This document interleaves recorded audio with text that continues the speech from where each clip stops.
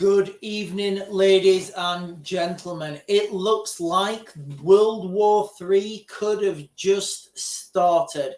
Looks like the date for World War III will go down in the history books as it started on the 1st of October 2024. Why do I say that? I'm talking about what's happening right now as I speak in the Middle East. Now, I'm just going to go and I'm going to read you the headlines. I'm then going to tell you what it means. I'm then going to speculate and I'm going to tell you what's going to happen in the future.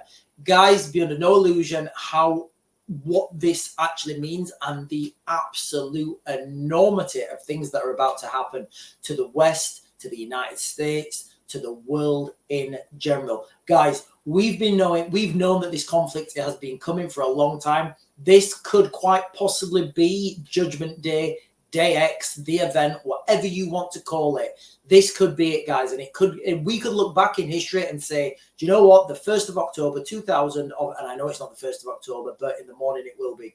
The 1st of October 2024. So I'm just going to read you the headlines right now of this is, what's just happened? If you do any search on any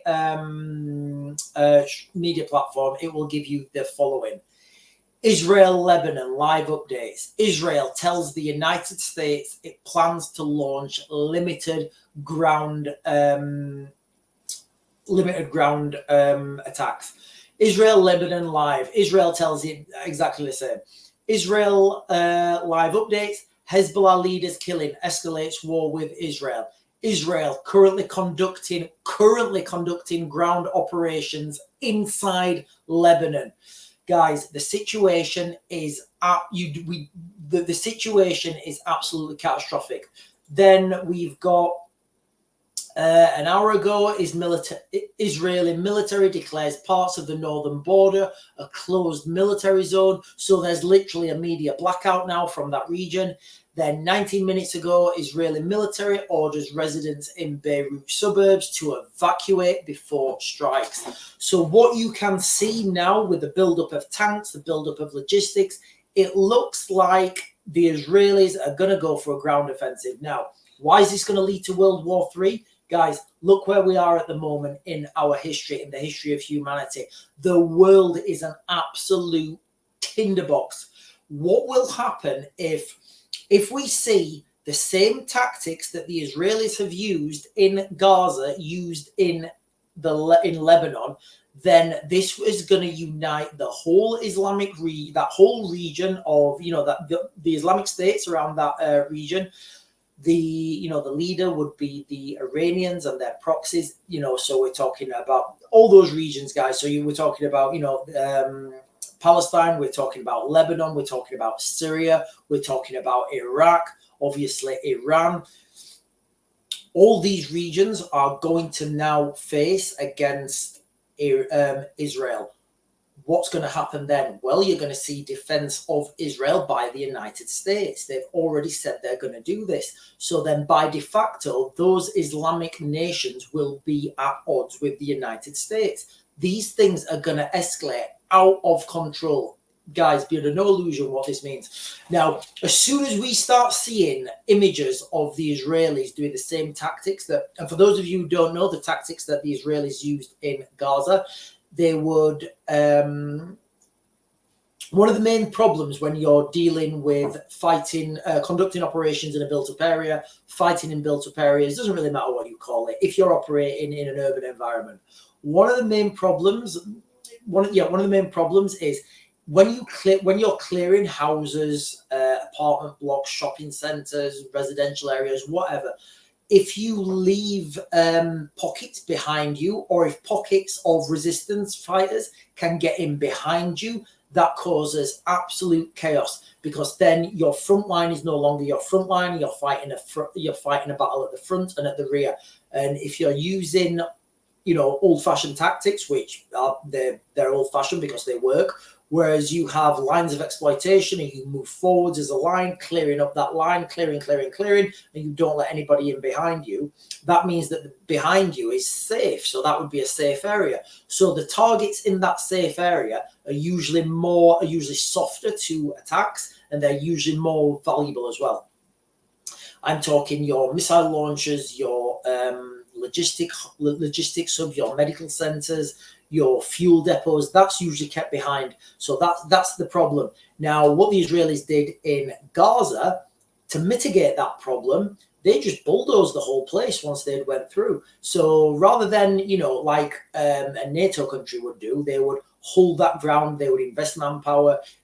The Israelis don't have that manpower, they don't have that resource. So what they had to do, brutal as it seems, they had to bulldoze all those buildings. And again, that was people's lives, that was people's houses, that was people's, people's farms, people's crops, people's livelihoods. That's all been bulldozed now because the Israelis didn't want any troops to get behind them.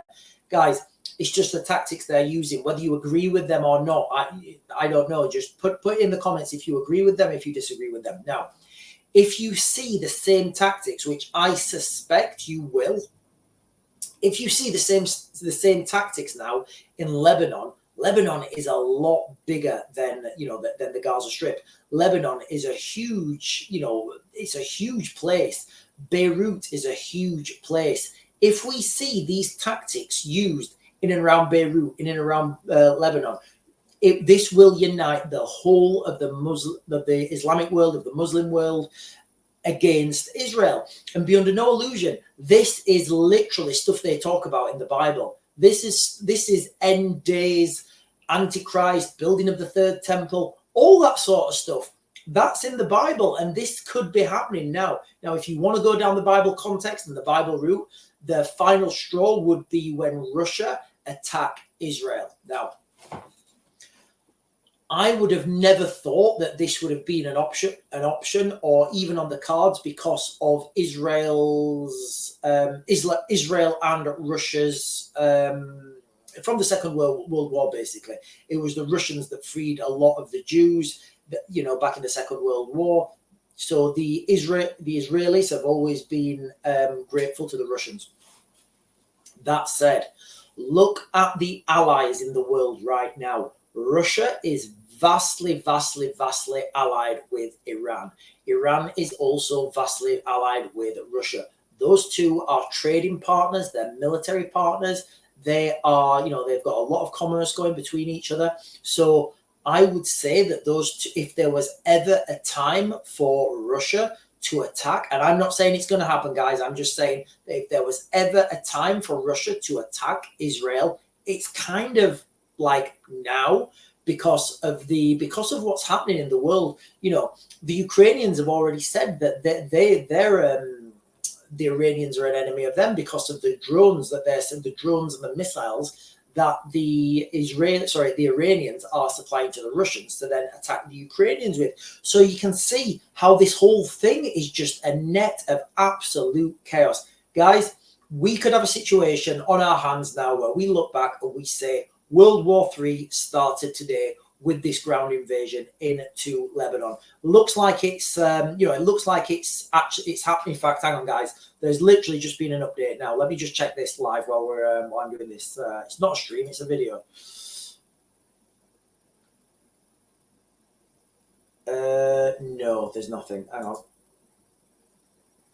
Israeli military. No, it's just the same thing. Right. So there's footage now on Israel Channel 12 showing a series of powerful detonations lighting up the sky on the Lebanese side of the border. Okay, so there's footage now on Israeli TV of large explosions lighting up the sky on the Lebanese side of the border. Guys, absolutely insane time. So what we can get from that right now, as this is happening, like 3 minutes ago, is that there is stuff happening now inside Lebanon. It looks like the ground invasion's happened. Might not even be the 1st of October. Might be the 30th of September. Guys, be under no illusion where this is going to go to the Arabic-speaking world, the Islamic world, the Muslim world. That whole region will now unite against Israel.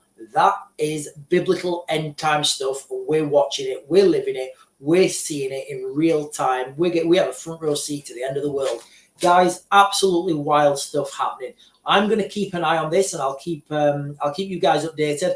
I'll probably not do another video tonight unless something really drastic happens. I'll be on another platform tomorrow. We'll be going live tomorrow night at 8. Guys, Don't forget to like and share my stuff. If you've not done so already, please give me a like, a follow, and a subscribe. It really helps me out when you guys do that. Anyway, guys, I'm going to Mac to Grid, and I'll get you guys another video later.